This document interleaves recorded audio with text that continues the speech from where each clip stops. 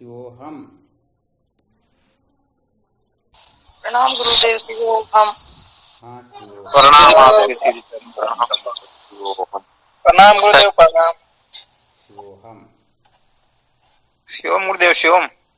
शिवोहम। शिवम चरण स्पर्श।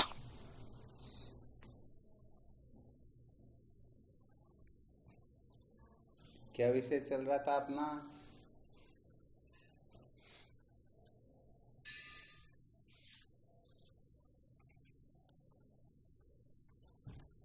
आवाज आ रही है?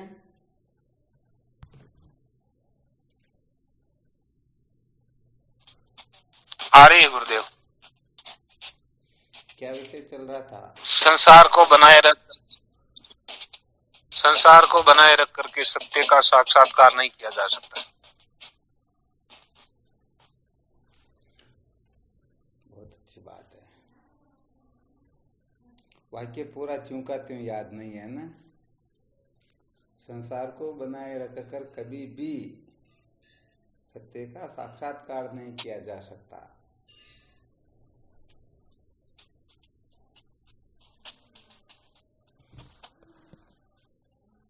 कल क्या सुनाया था इसके अंतर्गत?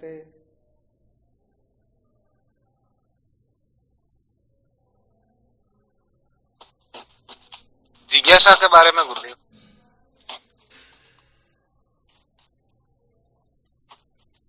किसके हृदय में जिज्ञासा होती है?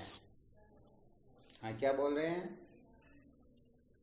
गुरुदेव अल्प से वैराग्य भी बताया था। अल्प से वैराग्य तो सच्ची मुमुक्षुता है और अल्प से वैराग्य नहीं है तो कच्ची मुमुक्ष। तो गुरुदेव अल्प का समझ में नहीं आया थोड़ा सा। अल्प का मतलब होता है थोड़ा, जिसे परिच्छिन्न कहते हैं, जिसे अधवाला कहते हैं। कहने का मतलब जो छोटी छोटी चीजों के पीछे पागल हो रहे हैं वह बड़ी वस्तु को प्राप्त करने का अधिकारी नहीं होता है। छोटी छोटी चीजों को पाने वाला बड़ी वस्तु को प्राप्त कर सकता है क्या?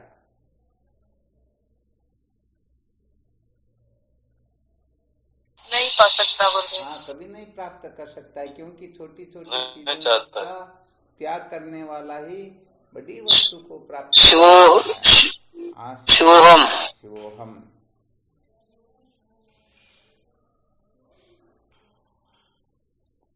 ये विशेष सूत्र है कि अल्प से विरक्त हुए बिना, अल्प से वैराग्य हुए बिना तत्व की जिज्ञासा जागृत होती ही नहीं। तो जो छोटी छोटी चीजों के पीछे पागल हो रहे हैं उनको आत्मलाभ की प्राप्ति सचमुच में हो सकती ही नहीं। छोटी छोटी चीजें क्या है? अल्प किसे कहते हैं?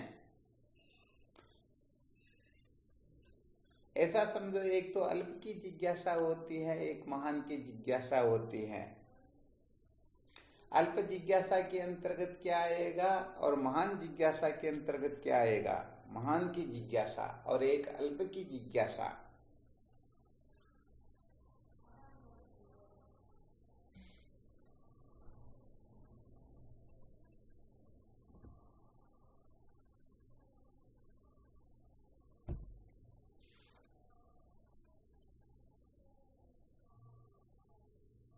प्रणाम गुरुदेव आपके श्री चरणों। हाँ शिवोहम।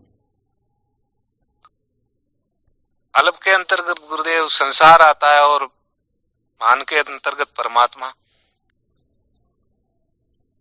महान के अंतर्गत परमात्मा और अल्प के अंतर्गत संसार। फिर प्रश्न खड़ा हो जाएगा, संसार कहां तक माना जाए?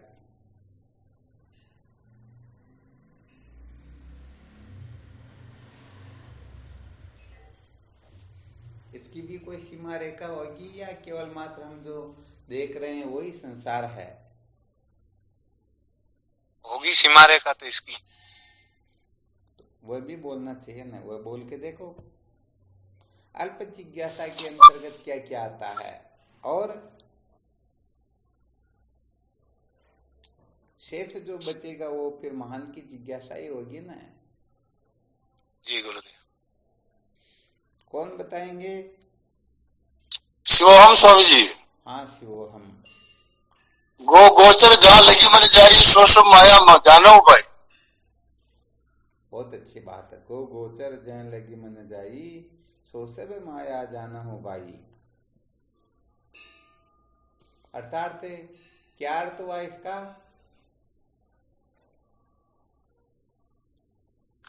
क्योंकि ये संसार हमारा मन से ही कल्पित है, तो ये मन के द्वारा कल्पना जितनी भी होती है वो सब संसार ही है। और अच्छी तरह से सोच करके बताना, फिर गड़बड़ ना हो जाए। गो मतलब इंद्रियां, और गोचर इंद्रियां जहां तक जाती है, जहां उनकी दौड़ जहां तक जाता है वो सब संसार ही है। एक बार फिर बोलो। गो गोचर है, इंद्रियां गोचर यानी चरणे जाती है, जहां तक जाती है वहां तक सब संसार ही है। बस बहुत बहुत धन्यवाद, अब क्लियर हो गया। पहले जो बताया ना, मन जहां तक जाता है वहां तक संसार है, तो इसका मतलब मन संसार नहीं हुआ ना? हाँ, सदा ध्यान रखना चाहिए, वरना बहुत बड़ा गड़बड़ घोटाला हो जाता है। अरे भाई, इंद्रियां और इंद्रियों की जहां तक पहुंच होती हैं, इन सबको माया कहते हैं। माया का नाम ही संसार है, और संसार को अल्प के अंतर्गत रखा गया है। समझ में आ गया ना? जी स्वामी जी। मन संसार में नहीं आएगा। मन किस में आएगा फिर?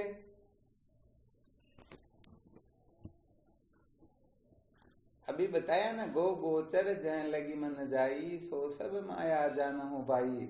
मन, इंद्रियां और इंद्रियों की जहां तक पहुंच है, इंद्रियों का मतलब जागृत अवस्था में जिन 14 इंद्रियों के द्वारा 5 ज्ञान इंद्रियां, 5 कर्म इंद्रियां और 4 अंतःकरण, इन 14 इंद्रियों के द्वारा जो कुछ भी देखने सुनने आदि में आता है, वह और ये स्वयं इंद्रियां, इन सबको माया कहते हैं।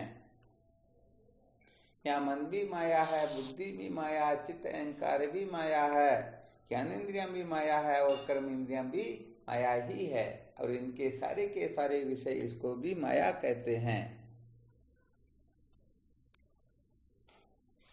और ये सब अल्प, अरे ये सब अल्प है स्वामी। क्या बात है। अर्थात जहां तक माया का क्षेत्र है, माया का दायरा है, वहां तक की वस्तु को यदि कोई जानना चाहता है तो समझ लेना चाहिए वह अल्प जिज्ञासु ही है, अल्प की जिज्ञासा कर रहा है। और जो अल्प की जिज्ञासा के चक्कर में पड़ा हुआ है, उसको कभी भी बुमा का साक्षात्कार नहीं होगा, वह ब्रह्म साक्षात्कार से शून्य ही रहेगा। अब थोड़ा विशेष रूप से वर्णन करके बताओ, अल्प जिज्ञासा के अंतर्गत क्या क्या आता है? क्योंकि जब तक दिमाग से कचरा नहीं निकलता ना, तब तक हम सचमुच में अल्प जिज्ञासा को ही बहुत बड़ी जिज्ञासा समझ लेते हैं, वरना अथवा हम अल्प जिज्ञासा से ऊपर उठना चाहते ही नहीं।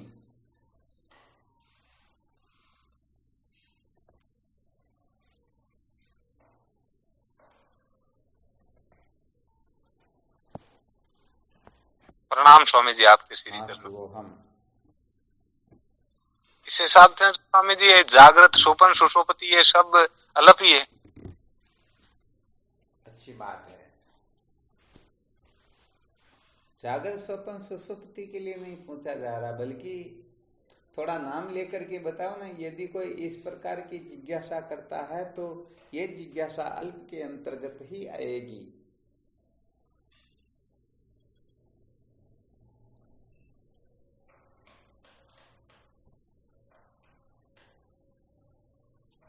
महाराज जी, इंद्रियां और इंद्रियों के जो ग्रह विषय हैं, इनके संबंधित जो भी सब आते हैं वो अल्प जिज्ञासा ही होती। चलो, बहुत अच्छी बात है। और कौन बताएंगे? ये गो गोचर जहाँ लगी मन हो गया है। हाँ जो हम स्वामी जी, स्वर्गलोक, ब्रह्मलोक और चारपुरा की मूर्तियां, ये भी अल्प नहीं आती। क्या बात है। देखो, इस प्रकार से थोड़ा बोलना होता है। हालांकि क्या होता है कि जैसे कह दिया ना, इंद्रिया और इंद्रियों की जहां तक पहुंच है उसको माया कहते हैं, सब अल्प के अंतर्गत है। अब इसके अंतर्गत जैसे समझो, सर्वप्रथम जब हम शुरुआत करते हैं तो सबसे पहले धर्म अधर्म की तो कल्पना होती है। तो अधर्म को तो हम अल्प जिज्ञासा के अंतर्गत, अर्थात जो अधर्म की ओर प्रवृत्त हो रहे हैं अथवा अधर्म के बारे में कुछ जानकारी प्राप्त करना चाहते हैं, तो उनको हम अल्प के अंतर्गत समझ लेते हैं, परंतु धर्म जिज्ञासा को हम अल्प के अंतर्गत नहीं समझते हैं। गड़बड़ हो गया या नहीं हुआ?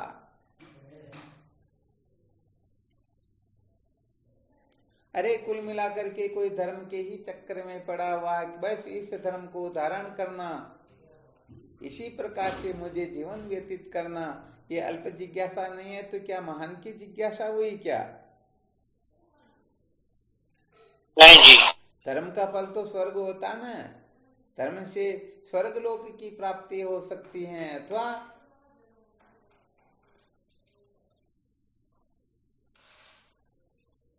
वो क्या बोलते हैं उनको, पतन की ओर जाना।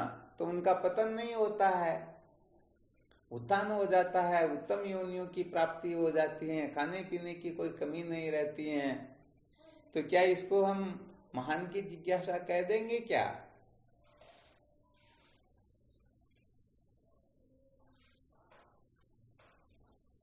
आवाज आ रही क्या? आ रही है स्वामी जी। अरे भाई, पूरा संसार अल्प जिज्ञासा के अंतर्गत है, परंतु पूरा संसार तो हमने पकड़ नहीं रखा ना। हाँ समझ आ रही। हम तो कहीं ना कहीं पर अटके हुए हैं। तो कहाँ पर अटके हुए होते हैं? समझो जी। कोई धर्म को महत्व दे रहा है, उपासना को महत्व दे रहा है, योग को महत्व दे रहा है, तो क्या है ये सब अल्प जिज्ञासा है या नहीं? अल्प जिज्ञासा ही। तो अपने को समझना यही तो है। जीव मात्र किसमें उलझा हुआ होता है? कर्म धन भोग, इसके सिवाय और इसका कोई ठोर ठिकाना है क्या?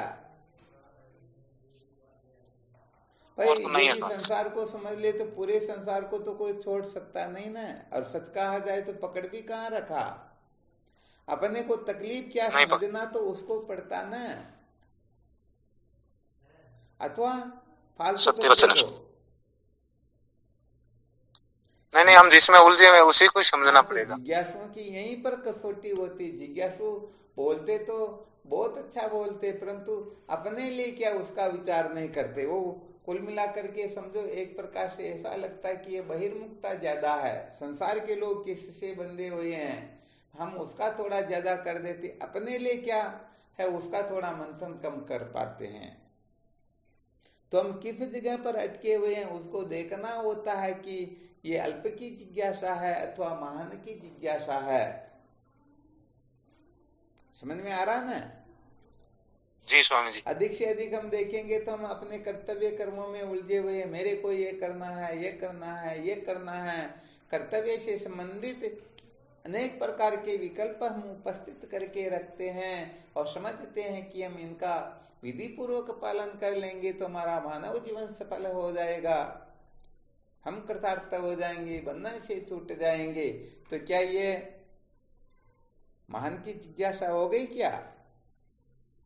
नहीं हुई। हाँ, तो बोलना यहीं पर तो होता है। अरे कहाँ तक कहा जाए, करोड़ों वर्षों की कोई समाधि लगा ले फिर भी ये अल्प जिज्ञासा के अंतर्गत ही होता है। कोई ईश्वर के ऐश्वर्य को प्राप्त कर ले अथवा ईश्वर के दर्शन भी क्यों न कर ले फिर भी ये अल्प जिज्ञासा के अंतर्गत ही होता है। तो बोलना तो ऐसे चाहिए ना। हम कहाँ पर अटके हुए हैं? हम प्रत्येक साधक को स्वयं को विचार करना है कि सचमुच में मैं किस को महत्व दे रहा हूँ। ये अल्प जिज्ञासा के अंतर्गत आता है अथवा महान की जिज्ञासा के अंतर्गत है।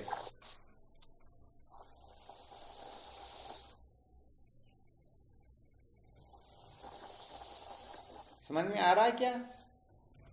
जी गुरुदेव। हम कहीं ना कहीं इन साधनों में ही तो अटके हुए होते हैं। बिल्कुल।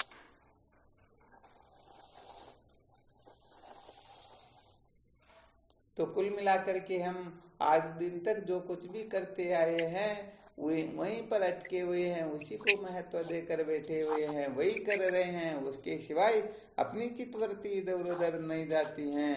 समझ लेना चाहिए हम अल्प जिज्ञासा के अंतर्गत ही हैं, हमको अल्प की ही जिज्ञासा है, महान की जिज्ञासा सचमुच में है ही नहीं। जिस दिन महान की जिज्ञासा होगी उस दिन आज दिन तक हमने जो कुछ भी किया है उन सबको हम कतरा समझ करके एक तरफ कर देंगे और उस पर पैर रख करके ऊपर उठने की चेष्टा करेंगे।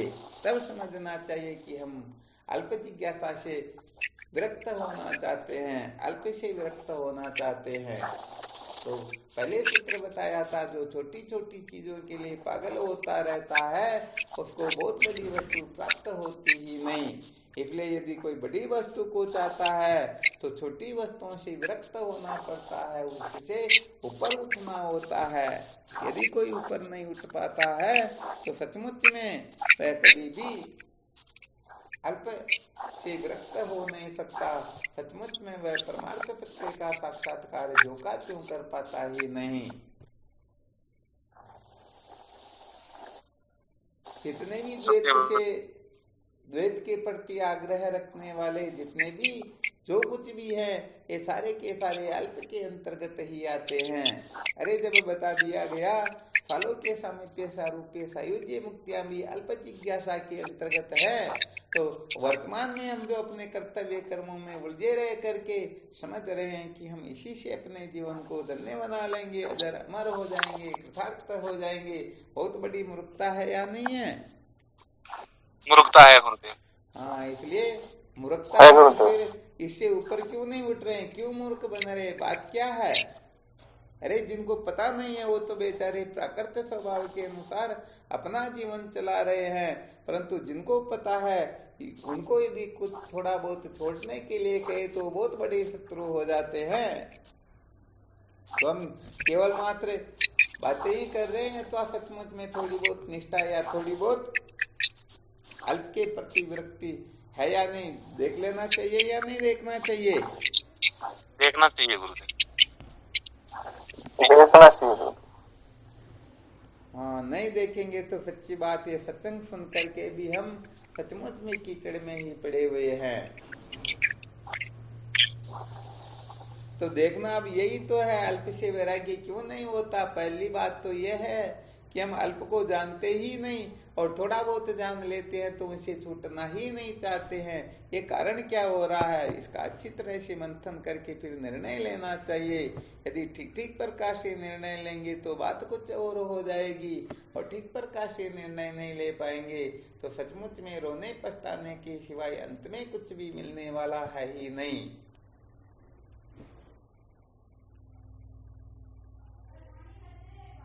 बिल्कुल क्लियर या नहीं है? जी गुरुदेव, सत्य वचन। तो फिर अपने बारे में विचार करो, गड़बड़ कहां पर हो रही, बात क्या है? जब हम समझते हैं कि ये अल्प है, अरे जब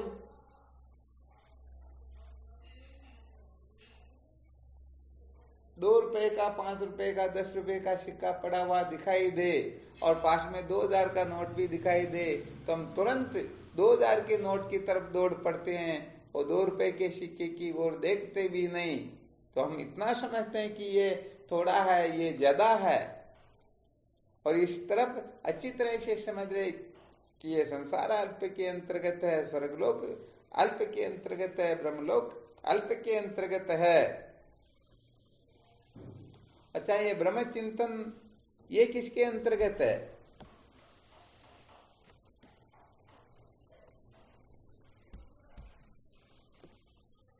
ये तो मान के अंतर्गत है स्वामी जी, वो तो अपना चिंतन है। बहुत अच्छी बात है। और कौन बताएंगे?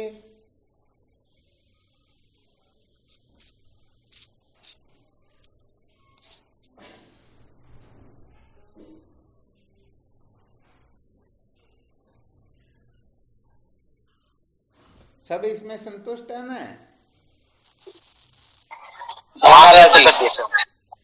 चलो बहुत अच्छी बात, सब संतुष्ट। तो फिर कुछ नहीं कहेंगे, क्योंकि अभी कहेंगे तो पैरों नीचे से जमीन खिसक जाएगी। इसलिए अभी ब्रह्म विचार कर सके इस जगह पर पहले अच्छी तरह से स्थित होकर के देखो। और जब इस जगह पर हम स्थित हो जाएंगे तो नीचे की कक्षाओं के सारे गड़बड़ घोटाले निकलने लग जाएंगे।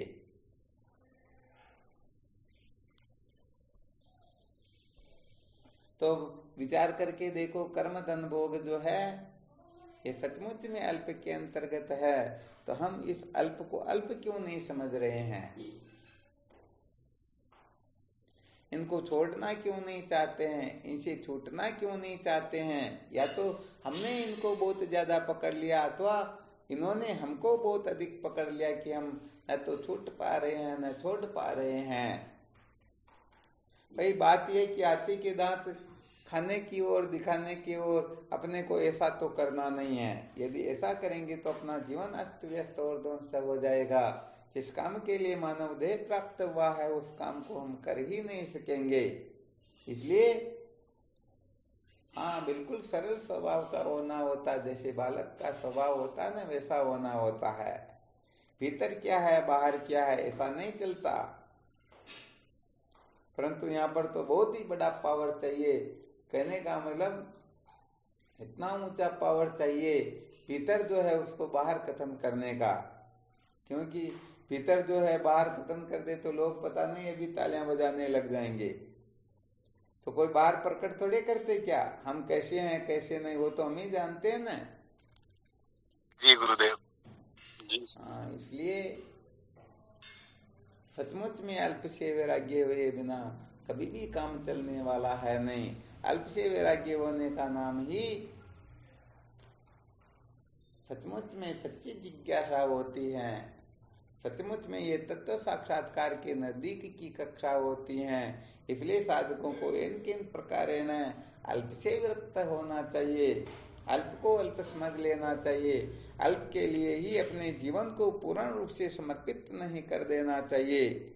ऐसा नहीं कि पूरा जीवन इस अल्प के चक्कर में पड़े रह करके पूरा कर दे और अंततोगत्वा होने पछताने के सिवाय पुनरपि जननम पुनरपि मरणम पुनरपि जननी जठरे शयनम, इस स्थिति को प्राप्त करने के सिवाय और कुछ कर सके ही नहीं। विचार करके देखो, यदि कोई वैदिक मर्यादा को महत्व देता हो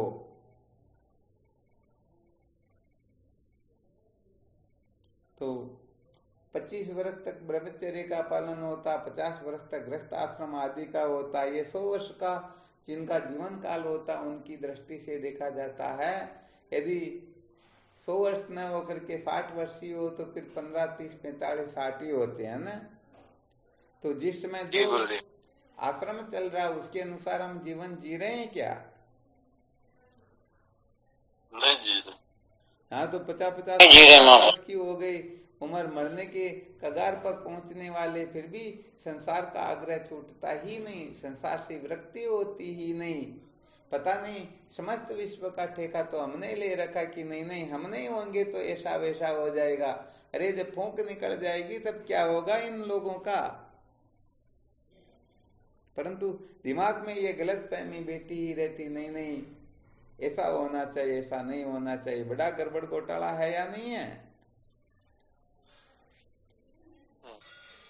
सत्यवदन स्वामी। हाँ, ईश्वर ने चलो ठीक है अपने को किसी की सेवा करने का सौभाग्य प्रदान किया हुआ है, तो सेवा करने के पश्चात तो ऊपर उठ जाना चाहिए ना।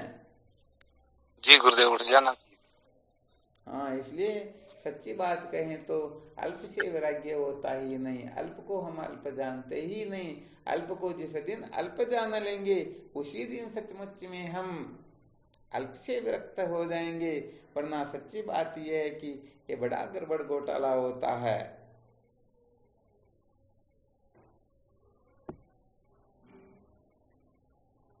वैसे वेदांत शास्त्रों की दृष्टि से देखा जाए तो कर्म को चित्त शुद्धि के लिए ही स्वीकार किया गया है। तो कर्म को चित्त शुद्धि के लिए स्वीकार किया गया तो किस प्रकार से कर्म करे कि हमारा चित्त शुद्ध हो और अंततोगत्वा तत्व की जिज्ञासा जागृत हो। परंतु हम ऐसा करते ही नहीं। हम तो मजे लेने के लिए, मौज मस्ती करने के लिए, मनोरंजन करने के लिए कर्मों की ओर प्रवृत्त होते हैं, कर्मों को स्वीकार करते हैं। तो हो गया ना बड़ा गड़बड़ घोटाला। जी गुरुदेव। इसलिए हम जिस कक्षा के अंतर्गत है वहां पर यदि ठीक प्रकार से निर्णय लेकर के किशोर प्रवृत्त होना होता है, किशोर से निवृत्त होना होता है, ये बात अच्छी तरह से नहीं समझेंगे तो सच्ची बात यह है कि ये रोना पछताना कभी भी शांत होने वाला है ही नहीं। ये जीव अनादिकाल से जन्म मृत्यु की श्रृंखला में भटकता आ रहा है और भटकता ही रहेगा। सचमुच में शांति कभी भी मिलने वाली है ही नहीं। बिल्कुल क्लियर ना? जी गुरुदेव बिल्कुल। तो कभी थोड़ा बहुत विचार भी करते हो या केवल सत्संग में जी जी करते रहते हो? सचमुच में थोड़ा उत्थान भी हो रहा है या केवल मात्र ऐसे ही बातें सुन पढ़ करके टाइम पास कर रहे हैं? गुरुजी बहुत ठीक कहा। हाँ, इसको बहुत अच्छी तरह से समझना होगा। सचमुच में ये मौज मस्ती मनोरंजन नहीं है। इस बात को अच्छी तरह से समझे बिना सचमुच में हम कल्याण के भागी नहीं हो सकते हैं।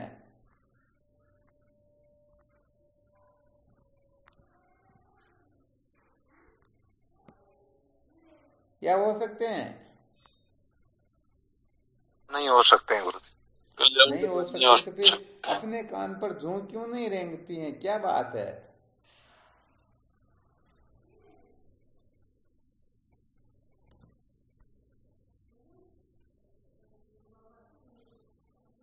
महाराज जी, ये जो जन्म जन्मांतर की जो मान्यता है वो पीछा छोड़ ही नहीं रही है। बस बस यही सर्वोत्तम बात है। जीव मात्र जो है अनादिकाल की वासनाओं से ऐसा ग्रसित है कि सचमुच में उनको गुरुदेव के वचनों में विश्वास होता ही नहीं, निष्ठा होती ही नहीं। ऐसे उलझे हुए हैं बेचारे जीव कि नहीं नहीं, ये तो संतों का काम है, ये तो इनकी रोजी रोटी है, ये तो इनको धंधा बिजनेस करना है, हमको तो हमारे हिसाब से चलना है। तो भाई सच्ची बात यह है कि ये सारा का सारा गड़बड़ घोटाला निश्चित रूप से हो ही रहा, होता ही रहेगा और अनादिकाल से जीव जन्म मृत्यु की श्रृंखला में भटकता ही रहेगा। इसको कोई रोकने वाला है ही नहीं। आ गया ना अच्छी तरह से समझ में? जी महाराज। हाँ, इसलिए सच्ची बात तो ये है कि या तो हम सचमुच में अपना कर्तव्य क्या है, अपना लक्ष्य क्या है, सचमुच में उसको पाना अपने जीवन का उद्देश्य है या नहीं, इन बातों पर हम बहुत कम मंथन करते हैं, बहुत कम चिंतन करते हैं। वैसे देखा जाए तो थोड़ा थोड़ा संसार तो प्रतिदिन छूटना ही चाहिए, क्योंकि ये एक दिन तो पूरा छूटने वाला ही है। इसलिए बर्खास्त होने से इस्तीफा देना अच्छा होता है। इसे नियमानुसार थोड़ा थोड़ा संसार छोड़ोगी तो अंत में ज्यादा रोना पछताना नहीं पड़ेगा।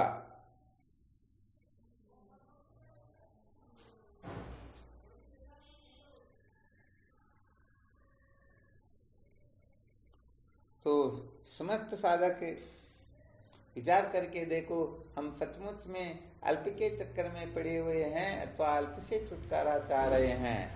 यदि छुटकारा चाह रहे तो दिन में एक दो बार इसका निषेध कर सकते हो या नहीं? अल्प के चक्कर में पड़ते महाराज जी बचते हो या नहीं बचते हो? हाँ बोलो।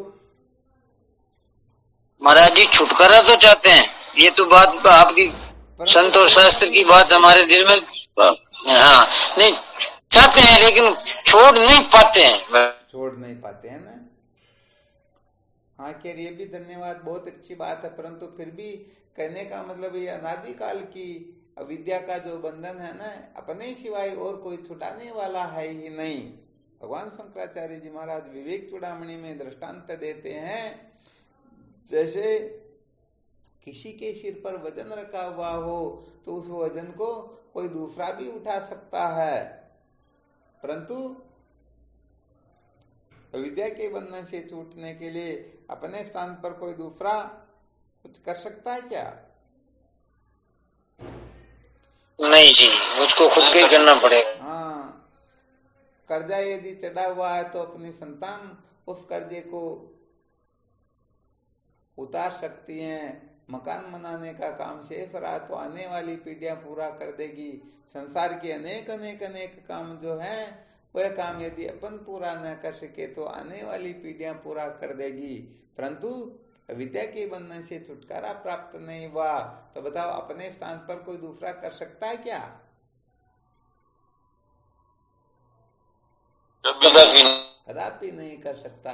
अरे भोजन अपने को करना होता है, बीमार हो रहे हैं तो दवा अपने को सेवन करना होता, मलमूत्र का त्याग अपने को करना होता, तो बताओ अपने स्थान पर कोई दूसरा कुछ कर सकता है क्या?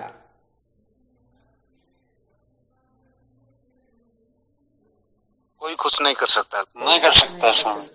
जब अच्छी तरह से पता लग गया इस जगह पर कोई कुछ कर सकता ही नहीं, फिर अंधेरे में क्यों रह रहे हैं, फिर समय को क्यों बर्बाद कर रहे हैं? फिर भी सचमुच में सच्ची जिज्ञासा जागृत क्यों नहीं हो रही? निर्भय कैसे हो रहे हैं? अरे चारों ओर से शत्रुओं ने हमला कर दिया, प्राण दांव पर लगे हुए हैं, कभी भी कहने का मतलब अंतिम सांस हो सकती है, फिर भी निश्चिंत कैसे बैठे हो? कहते हैं ना, ये आरती बनाने के लिए जो बांस चाहिए ना वो तैयार है, ऐसा नहीं कि अब उसको प्रकट करना होगा। वो क्या बोलते कपड़े, कौन से कफन के कपड़े भी तैयार है या अब नए पैदा करेंगे? कप्पन से अच्छा, लकड़ी तैयार है, तैयार सब है, अग्नि सब तैयार है, सब तैयार, उठाने वाले भी तैयार है। अरे सब कुछ तैयार, फिर निश्चिंत कैसे बैठे हो? किसके भरोसे बैठे हो? नर किसके भरोसे बैठा? तेरा कोई नहीं संसार में। तो सचमुच में यहाँ कोई किसी का तैयार है होता बिल्कुल। है। यहाँ पर तो जब अंतिम समय आएगा, मृत्यु का समय आएगा, तब कोई किसी की रक्षा नहीं कर पाएगा। सचमुच में आप अकेला अवतरे मरे अकेला वोई, यूं कभी इस जीव का साथी सगा नहीं कोई। दल बल देवी देवता मात पिता परिवार, मरती बेलिया जीव का कोई न राखणहार। अरे कोई रक्षा करने वाला है नहीं, फिर निश्चिंत कैसे बैठे हो? विचार करना चाहिए ना थोड़ा बहुत।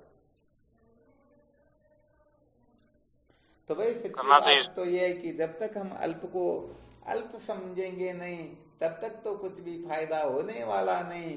और अल्प को अल्प समझने के बाद में भी अल्प से ऊपर उठने की जिज्ञासा नहीं होगी, छूटने की जिज्ञासा नहीं होगी, तो भी ये गड़बड़ घोटाला दिमाग से निकलने वाला कभी भी है ही नहीं। इसमें महाराज जी अहमता ममता इस सबसे ज्यादा दुश्मन है बस। हाँ, इसलिए कुल मिलाकर के अच्छी तरह से संतों का सानिध्य करके, शास्त्रों का स्वाध्याय करके, साधन भजन करके अपने को मूल मर्म को समझना है कि सचमुच में हम कहाँ पर अटके हुए हैं, किसको महत्व दे करके हम जन्म मृत्यु की श्रृंखला में भटक रहे हैं, वैराग्य क्यों नहीं होता है, जिज्ञासा क्यों नहीं जागृत होती है, ऐसा कौन सा रोड़ा अटक रहा है। जो भी रोड़ा हो उस रोड़े को सम्यक प्रकार से नष्ट करने की चेष्टा करो। जो भी गड़बड़ करता ना उसको अच्छी तरह से सबक सिखाओ। कर्म इंद्रियां करती है, ज्ञान इंद्रियां करती है, मन बुद्धि करते हैं, या फिर संसार के नाते रिश्ते वाले करते हैं, कौन अपने को बांधता है? वैसे देखा जाए तो जब तक हम बंधन को स्वीकार नहीं करते हैं तब तक किसी में सामर्थ्य ही नहीं है कि वो अपने को बांध सके। हमें तो पहले बंधेंगे तभी तो आगे वाला बांध पाएगा। सत्य वचन। हाँ, इसलिए दूसरे में तो बांधने की सामर्थ्य है नहीं, हम खुद ही बनते हैं महाराज जी। बिल्कुल सत्य बात। मानी मानी बंधन में आयो, हम कल्पना करके ही तो बंधे हुए हैं। ये मेरी घरवाली है, कोई सिद्ध कर सकता है क्या? परंतु फिर भी कल्पना करके बंधे हुए हैं। अरे जब शरीर ही अपना नहीं होता तो शरीर के नाते रिश्ते वाले अपने कैसे हो सकते हैं? परंतु बात समझ में आती ही नहीं। तो मेन मूल यही है। क्या हुआ? मेन मूल यही है। हाँ, बिल्कुल सत्य बात है।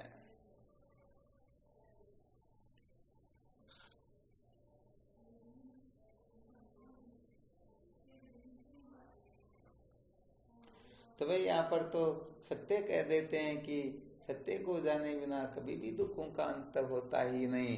सचमुच में दुखों से सदा सदा के लिए छुटकारा चाहिए तो हमें केवल और केवल मात्र सत्य का जिज्ञासु होना होगा, सत्य का साक्षात्कार करना होगा। सत्य को जान करके ही ये जीव जन्म मृत्यु की श्रृंखला से मुक्त हो सकता है, वरना न भूतो न भविष्यति और कोई रास्ता है ही नहीं। तो कुल मिलाकर के अल्प को अल्प कैसे जाने और अल्प से वैराग्य कैसे हो, बस इसी का मंथन करो, इसी को सम्यक प्रकाश से जानने की चेष्टा करो।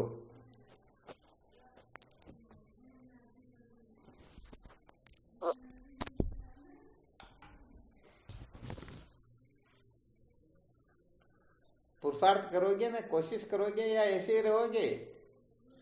कौन नहीं महाराज जी, कोशिश जबरदस्त करेंगे, ऐसी बात नहीं है। चलो बहुत अच्छी बात। कोई साधक तो बोल भी रहे, जो साधक नहीं बोल सकते थोड़ा ऑडियो भी ऑन करे तो पता तो चले कि हाँ ये मेहनत तो करेंगे।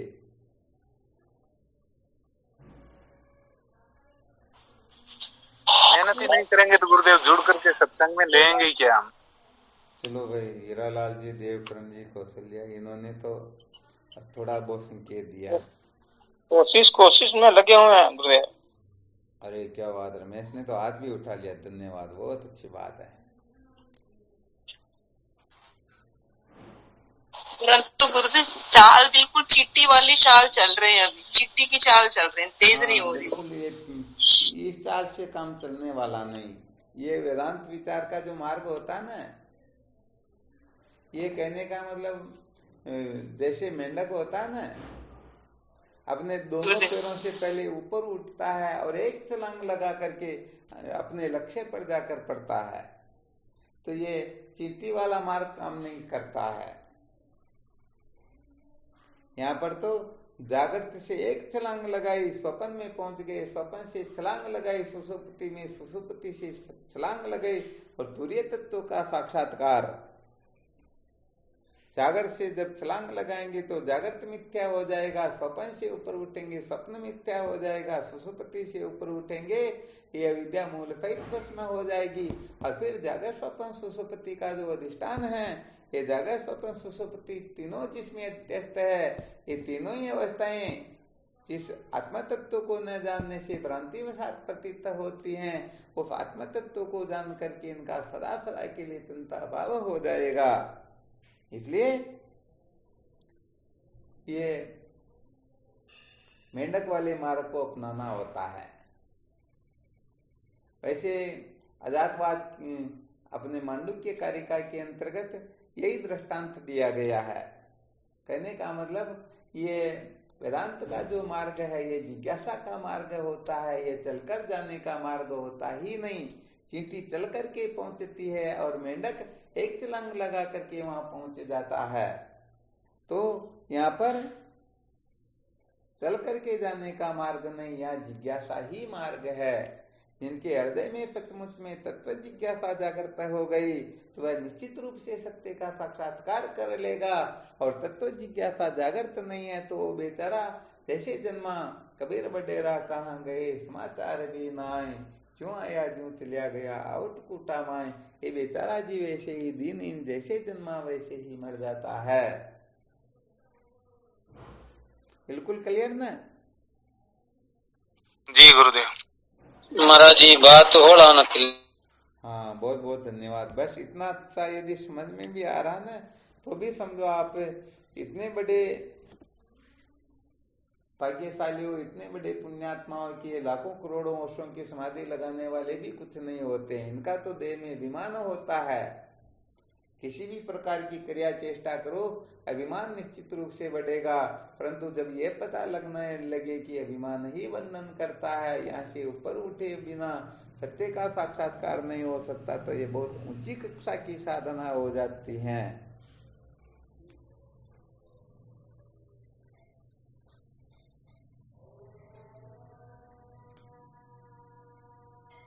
चलो ठीक, फिर करो मंथन, कल फिर विचार करेंगे। शिवोहम। शिवोहम श्री गुरु चरणों में साष्टांग प्रणाम। और फिर समझ में नहीं आए तो इसके बारे में पूछ भी लेना। शिवोहम। गुरुदेव को प्रणाम। स्वामी जी के चरणों में साष्टांग प्रणाम। शिवोहम। ये होम गुरुदेव।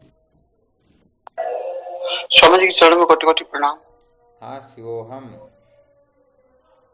प्रणाम गुरुदेव भगवान, आपके पांव चरणों में कोट कोट प्रणाम। प्रणाम गुरु जी, कोटि कोटि प्रणाम। हाँ शिवोहम। नारायण हरि ओम।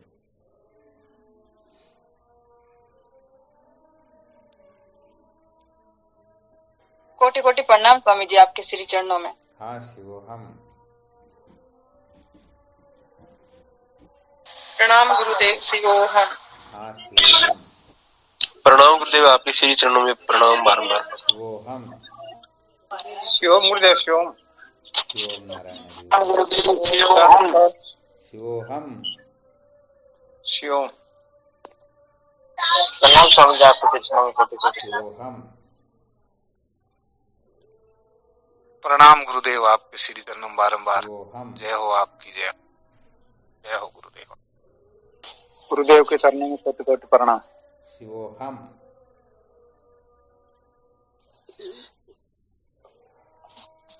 गुरु जी हमारा कोटि कोटि प्रणाम आगे। शिवोहम। शिवोहम। बार बार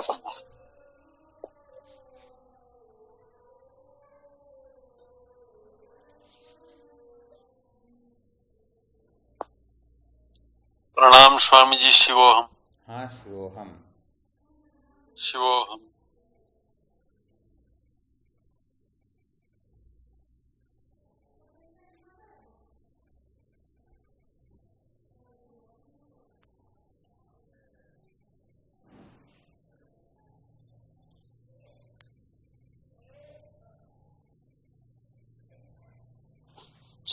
प्रणाम। हाँ शिवोहम।